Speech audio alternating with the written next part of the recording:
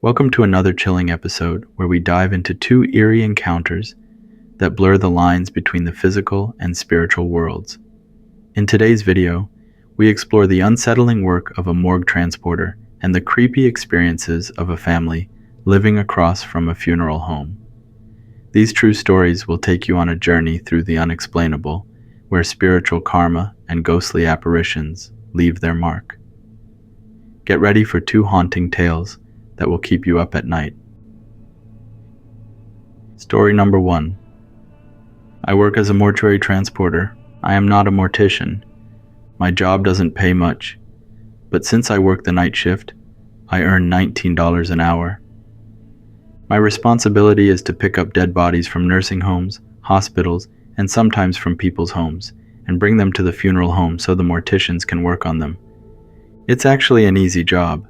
The person is already dead, so you can't hurt them.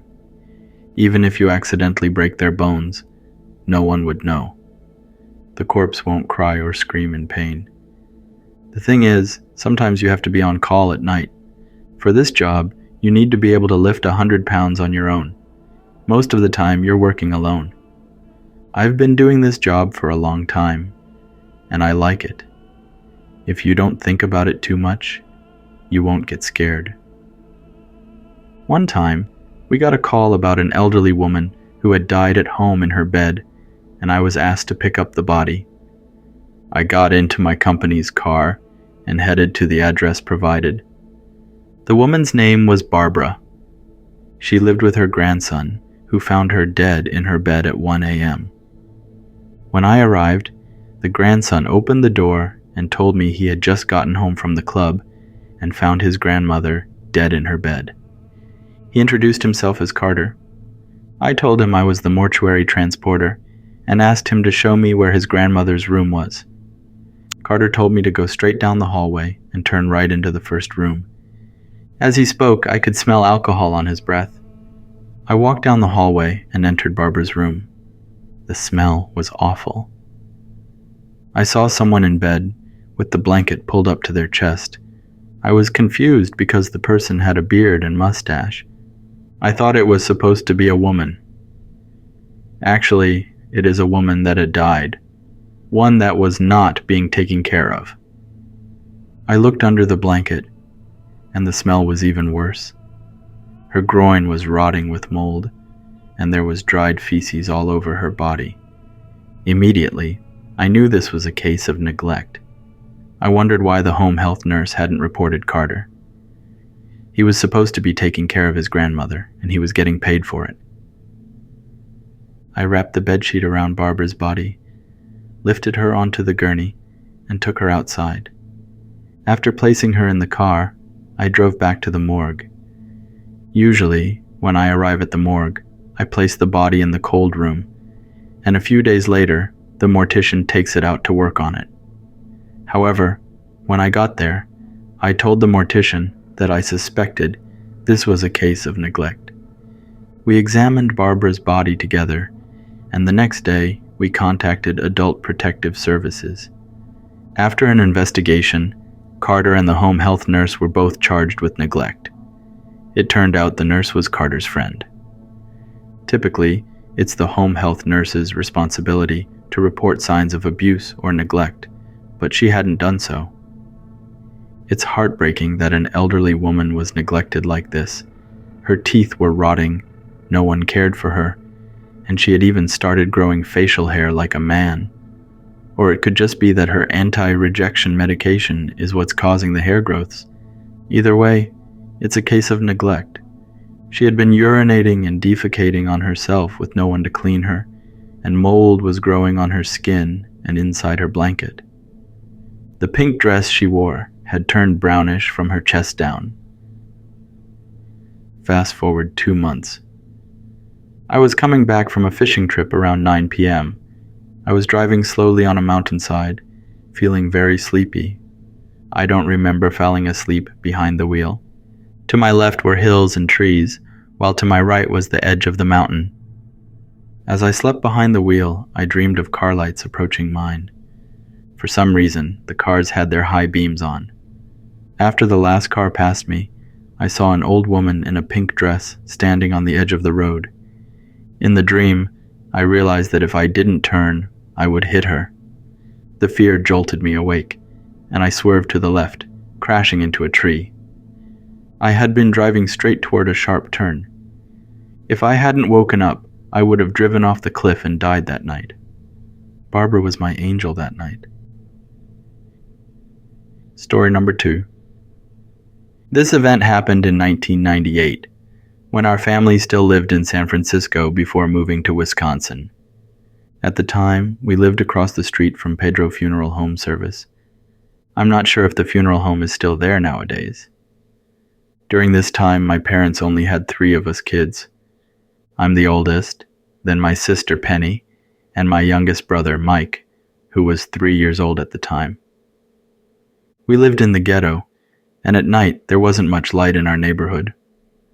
What's strange is that our door was directly facing the door of the funeral home from across the street. Both doors were dark red.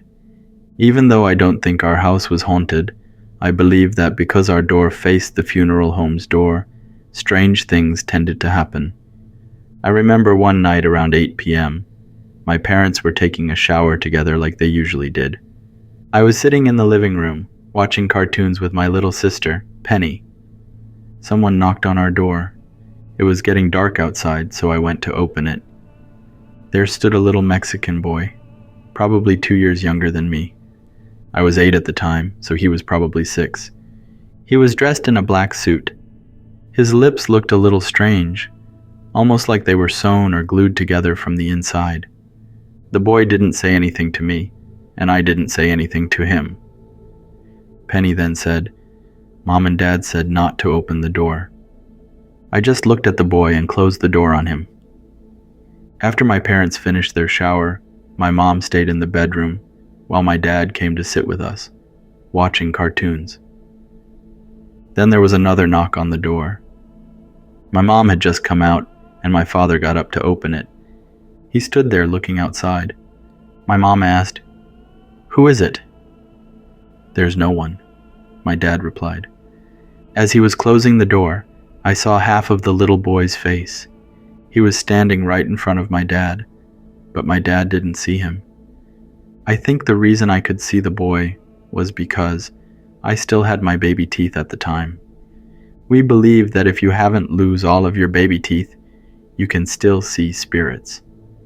As my father walked back to sit down, he said to my mom, "Maybe it's those who live across the street."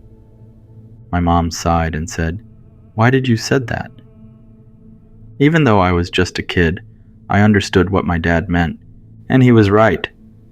I think it was someone from across the street.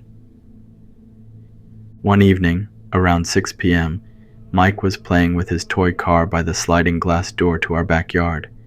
It was a new toy, so he was really happy, laughing and playing. My dad was out at the store, buying something for his car, and my mom was making dinner in the kitchen. Suddenly, Mike started crying and ran to my mom. My mom asked what I did to him, but I told her I was in the living room watching TV and didn't do anything. My mom asked Mike what happened, and he just pointed toward the sliding glass door. My mom, holding Mike, walked toward the door, but Mike cried loudly and wanted to get down. My mom put him down and went to look out the sliding glass door. She didn't see anyone, so she just closed the curtain. I think Mike might have seen something outside while he was playing there. About 20 minutes later, I was still watching TV with Penny and Mike. My mom was in the kitchen finishing up her cooking. Suddenly, we heard my dad yelling outside, chasing something. We heard him shout loudly, "What are you doing in my property, kid?" My mom went outside to see what was going on. I overheard my dad telling her to close the door and that he'd come back inside after finishing up. Confused, my mother just came back inside and closed the door. Once dinner was ready, my mom gave us kids our plates and set the table for herself and my dad. When my dad came inside, I overheard him telling my mom that when he got back from the store and went to the backyard, he saw a little girl in a white dress crouching down and peeking under our curtain. When he yelled at her, she got up and ran to the side of the house. That side had no gate leading outside. My dad chased after her, but by the time he reached the side of the house, the girl was gone. She couldn't have climbed the fence that quickly. My little brother Mike might have seen that girl while he was playing by the sliding glass door earlier. One day, my cousin Billy came over to help me house sit because my parents and relatives were going to Sacramento for a traditional ceremony hosted by our relatives.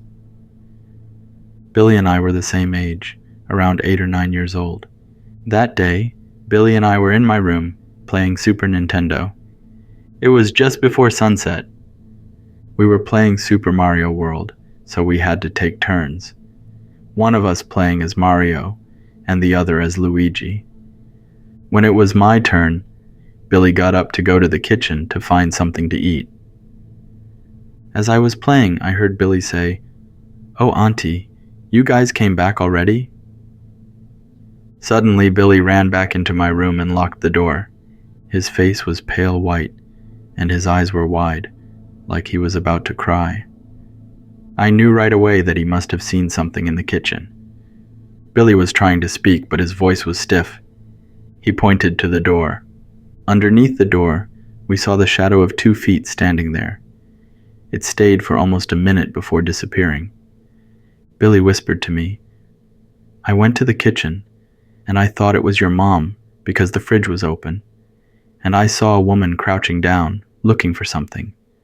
When I called her, she stood up, and I realized she was too tall to be your mom. That's why I ran back here." The window in my room faced the street where the funeral home was. We looked outside and saw Mexican families leaving the funeral home. It was getting dark soon. The shadow under the door kept coming and going until it was completely dark outside. We didn't know whether it was still there or not. Billy and I were too scared to leave the room. Later, around 9 p.m., we heard the sound of the front door opening and saw the lights come on. Our parents had come home. Finally, we got the courage to leave the room and told our parents what happened. My mom said, "We already found a house in Sacramento today. We won't stay here much longer. Don't be scared." I've always believed that spirits don't have shadows, but this spirit did. Or maybe it wasn't a spirit at all. Maybe it was just a crazy person who wandered into our house. I still don't know.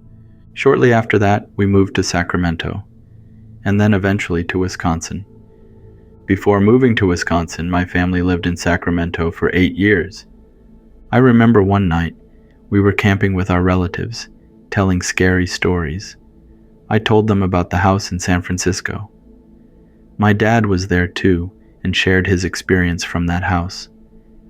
According to my dad, every time a body was brought into the funeral home across the street, the spirit of that body would come to our house. Maybe it was because our door faced directly toward the funeral home's double doors. That's why we often saw or experienced spirits while living there. One morning, my dad got up at 5 a.m. to get ready for work. It was Saturday. He went to the bathroom to wash his face and brush his teeth, then walked into the first living room and turned on the light. He was heading toward the kitchen when, out of the corner of his eye, he saw something in the second living room, which was still dark. When he looked, he saw an old woman with a pale face and gray hair standing in the corner, staring at him. She was wearing a white dress with pink flowers. My dad didn't say anything to her.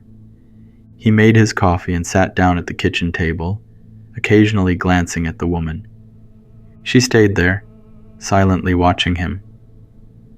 But when my dad blinked, she was gone. My father believed that the house wasn't haunted, but because we lived across from the funeral home, spirits sometimes passed through.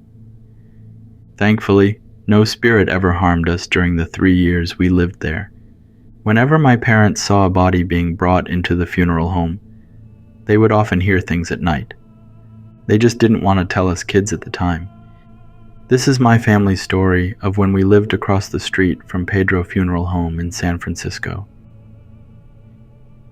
That's all for this video. Thank you for making all the way through and supporting my stories. Have a wonderful day or night.